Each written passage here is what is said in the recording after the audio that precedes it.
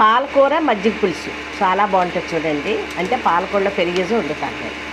ఏంటి చూడండి, ఎక్కువ నూనె వేసేస్తానట కూరలో. అందుకని మా వారి సీసా తెచ్చి ఎలా సెట్ చేశారో చూడండి. దీన్నట్టు ఇలా వంపుకోవాలటండి. చూడండి ఎంత సొలుతుంది ఇది. ఏంటో మగవాళ్ళ పొదుపులు ఇలా ఉంటాయి. మనం ఏమీ కాకుండా ఆయిల్ చాలా తక్కువ వేసాను. ఎంత వేసాను చూడండి. ఆవాలు మినపప్పు పొడి, దాంట్లో కొద్దిగా శనగపప్పు,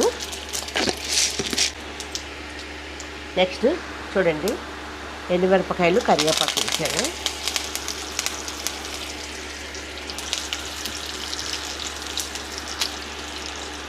తర్వాత ఉల్లిపాయలు,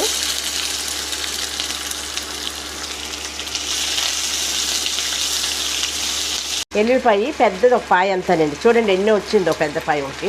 ఎక్కువ వేసుకోవాలి, ఎల్లుల్లిపాయలు ఎక్కువ వేసుకుంటే బాగుంటుంది మనకి.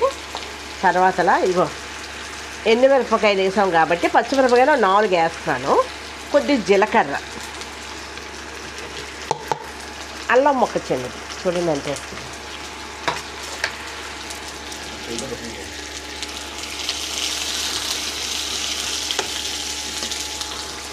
అంటే మరీ మెత్తగా అయిపోకూడదు. చూడండి అలా కలిపాను. ఇంకా అక్కడక్కడ అల్లం మొక్కలు ఉండే పోయాయి, ఉంచానైనా.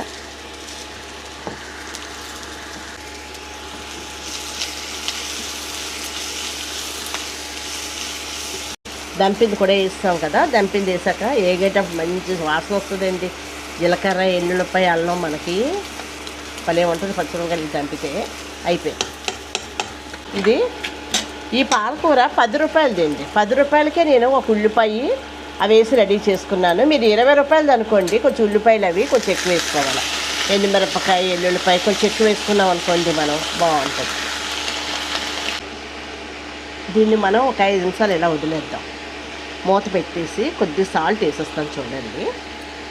నేను అలాగా దగ్గరకు అయిపోయిన తర్వాత మనం పెరుగు వేసి చూపిస్తాం.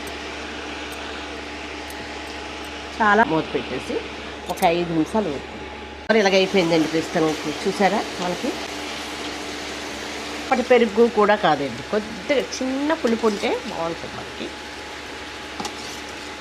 ఇదిగో చూడండి 3 గరిటెలు వేసుకున్నాను నేను. దీన్ని ఇదిగో నేను వేస్తున్నాను దీంట్లో.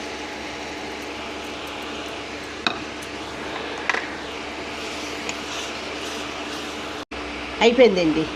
పెరిగి ఎక్కువసేపు మనం పొయ్యి మీద ఉంచామంటే విడిపోయినట్టు అయిపోతుంది, ముక్కలు అయిపోతుంది. ఎయ్యిగా